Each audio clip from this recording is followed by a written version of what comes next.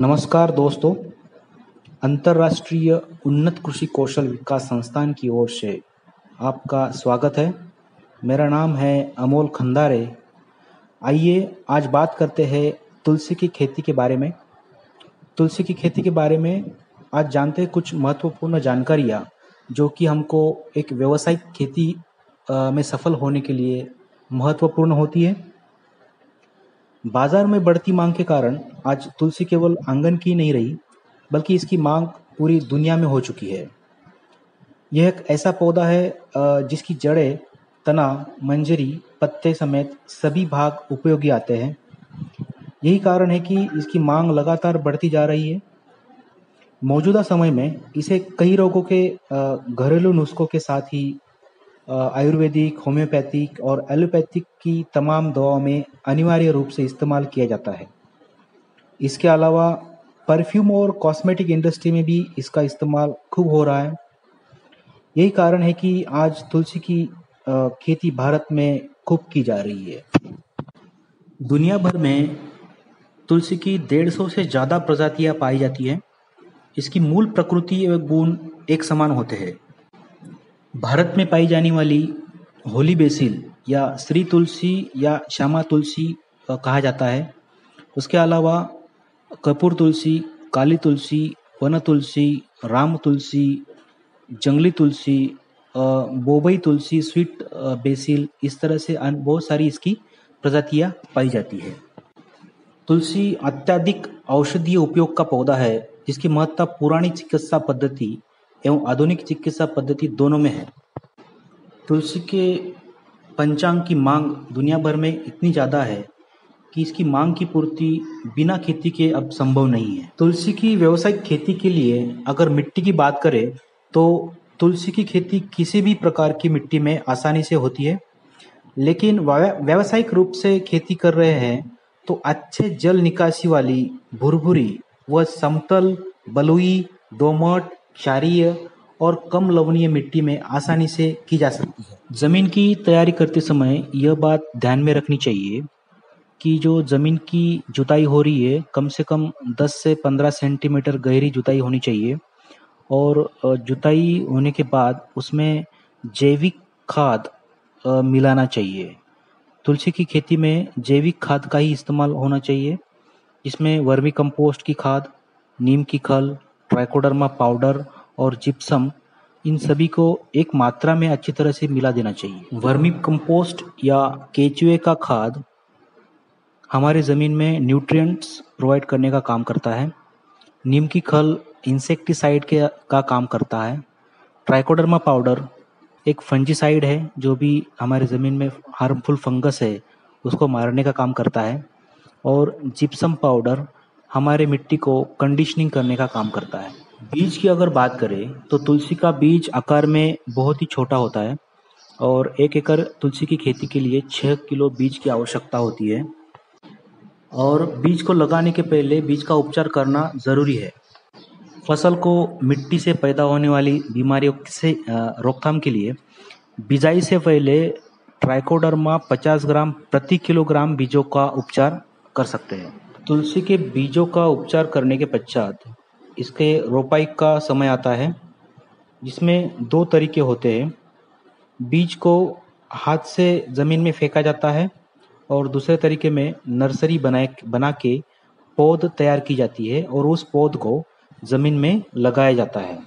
किसान भाई अगर पहले तरीके से तुलसी की खेती करना चाहते हैं तो पहले तरीके में ज़मीन की अच्छे से जुताई होने के बाद मिट्टी को बारीक बनाएं और समतल करें। उसके बाद बीज को 10 के अनुपात 1 से रेत या मिट्टी में मिला के उसे हाथ से ज़मीन में फेंकें।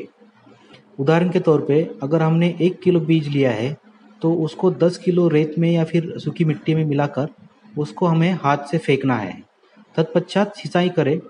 सिंचाई फव्वारा पद्धति से हो तो बीज का जर्मिनेशन परसेंटेज ज़्यादा होता है। दूसरे तरीके में अगर आप नर्सरी बना के पौध तैयार करना चाहते हैं तो नर्सरी बनाने के लिए आपको 3 मीटर बाय 3 मीटर आकार का एक रेज्ड बेड बनाना है।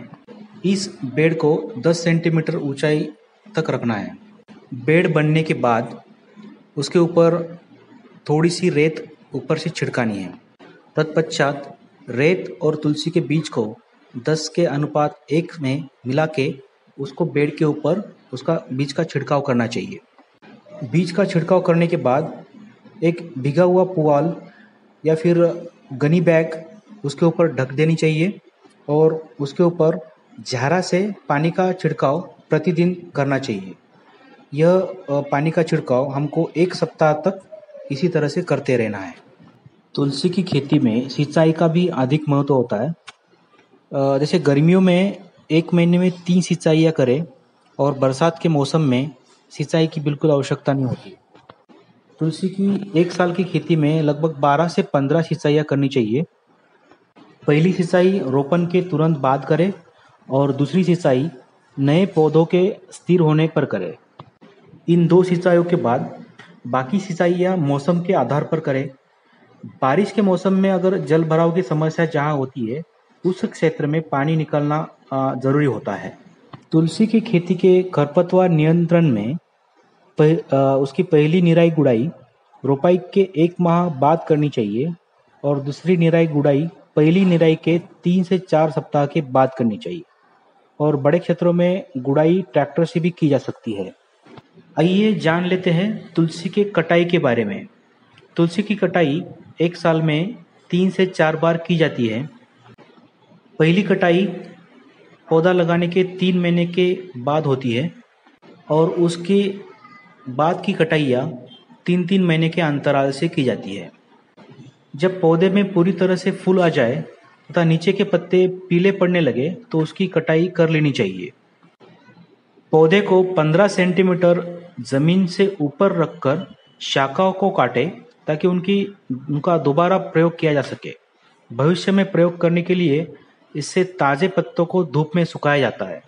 तुलसी की खेती के लिए या फिर अन्य किसी भी औषधीय पौधों की खेती के लिए सनराइज ग्रुप ऑफ कंपनीज आपको विभिन्न प्रकार की सुविधाएं प्रदान कर रही है। सनराइज ग्रुप ऑफ कंपनीज की जहां से शुरुआत हुई थी वह हैनुमैन चैरिटेबल मिशन सोसाइटी, जिसकी शुरुआत डॉक्टर अतुल गुप्ता जी द्वारा 1996 में की गई थी। यह एनजीओ किसानों को औषधीय पादपों की खेती के लिए प्रेरित कर उन्हें वर्तमान काल में उपयोगी और फायदेमंद खेती के लिए विभिन्न दिशाओं में सहयोग करती है। आज के दिन इस एनजीओ को इस क्षेत्र में 25 सालों से ज़्यादा का अनुभव है। दूसरी ओर Sunrise Agriland Development and Research Private Limited company की शुरुआत 2007 में किसानों को उनके माल के लिए मार्केटिंग की सुविधा उपलब्ध कराने और उसी माल से 400 से ज़्यादा प्रकार की औषधीय उत्पादनों का निर्माण करने के लिए की गई थी। अगर किसी भी राज्य का किसान भाई हमसे जुड़कर औषधीय पौधों की खेती करना चाहता है तो इस वीडियो में हमारे कॉन्टैक्ट नंबर्स, ईमेल आईडीज या वेबसाइट का नाम दिया गया है, तो इस पे आप संपर्क कर सकते हैं और हमसे जुड़कर एक व्यावसायिक खेती की शुरुआत कर सकते हैं। वीडियो को अंत तक देखने के लिए धन्यवाद। राम राम।